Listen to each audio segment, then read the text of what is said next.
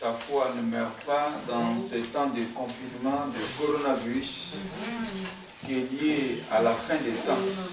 Jésus a dit, vers la fin des temps, est-ce que lorsqu'il reviendrait, il trouverait la foi dans le cœur des chrétiens? Amen. Je vous dis que la fin des temps sera vraiment difficile. Amen. Voilà.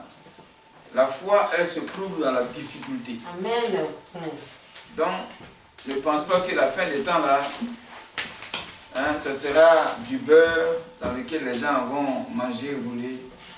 Amen. La fin des temps, ce n'est pas un temps de luxe. La fin des temps est difficile. Voilà, il y aura beaucoup de difficultés. Mais les hommes politiques ne sachant pas la fin des temps, sont en train de mentir aux populations. Voilà, quand celui-là n'est pas au pouvoir, de la grande gueule pour parler, pour dire si nous viens au pouvoir, il va tout leur donner, tout va réussir, le pays va se développer, il n'y aura pas de problème. Quand il vient au pouvoir, maintenant le voilà, il est en face maintenant des problèmes, il ne peut plus régler. Amen. Nous sommes à la fin des temps. Seules les nations qui vont faire recours à Jésus, voilà, c'est ceux-là qui seront épargnés des catastrophes, des moments difficiles de la fin des temps. Donc celui qui va chercher Dieu à la fin des temps sera épargné. Amen. La fin des temps, c'est un combat face au diable. Donc celui qui a Jésus-Christ est sauvé. Si tu ne l'as pas, ça sera difficile. Donc la foi sera facile à vivre pour ceux-là qui ont foi au Seigneur. Prions, prie pour ta foi. Dis au Seigneur, je refuse de mourir vers la fin des temps. Que ta parole me rassure. Que ta parole me fortifie. Commence à prier. Parle au Seigneur. Que ton cœur se tourne vers Jésus. Que ton amour pour le Seigneur grandisse. Que les choses de ce monde se détachent de ton cœur. Que ton âme et ton esprit soient libérés. Que tout ce qui est lien qui t'empêche d'avancer soit coupé au nom de Jésus-Christ. Mais ta foi doit grandir. Ta foi doit évoluer. Ta vie spirituelle doit prendre de la croissance. Ta joie dans le Seigneur doit être grande. Au nom de Jésus. Oh Père, nous te bénissons. Qu'il est doux, qu'il est agréable pour des frères et des sœurs de demeurer ensemble dans la foi. Car c'est là que l'Éternel envoie sa joie. Il envoie sa bénédiction. Nous voulons te bénir ce soir. Nous voulons te rendre toute la gloire. Je dis Seigneur qu'une heure seulement dans tes parvis vaut mieux que 1000 ailleurs. Et nous voulons nous réjouir ce soir dans ta présence, car c'est dans ta présence que se trouve la véritable joie. C'est dans ta présence que l'homme est guéri. C'est dans ta présence que l'homme est renouvelé. C'est dans ta présence que l'homme est délivré. C'est dans ta présence que nous sommes rassurés par tes paroles. Que toute la gloire te revienne ce soir encore. Merci parce que tu es Dieu et tu règnes toujours. Oh, nous te bénissons quand le monde entier se prépare à encore célébrer la grande fête de la Pâque.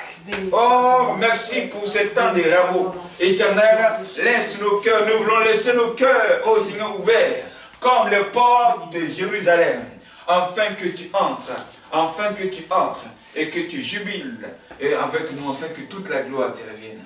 Au nom de Jésus. Amen. Amen. Gloire à Dieu. Amen. Venez vous asseoir, on va écouter la parole de Dieu. Où ils sont? Où est Gloria? Hein? Dans la chambre. Il faut quoi dans la chambre? Avec qui?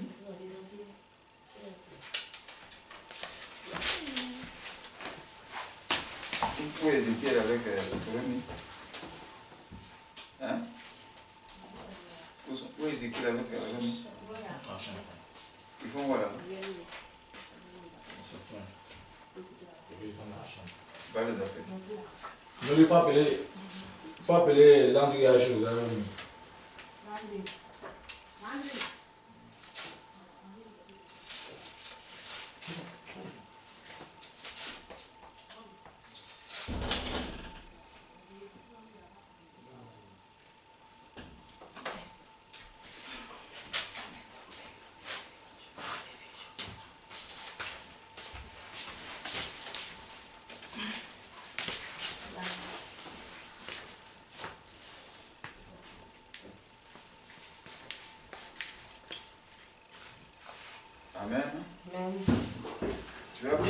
Bible dans le livre de Matthieu, chapitre 21, verset 1 à 11.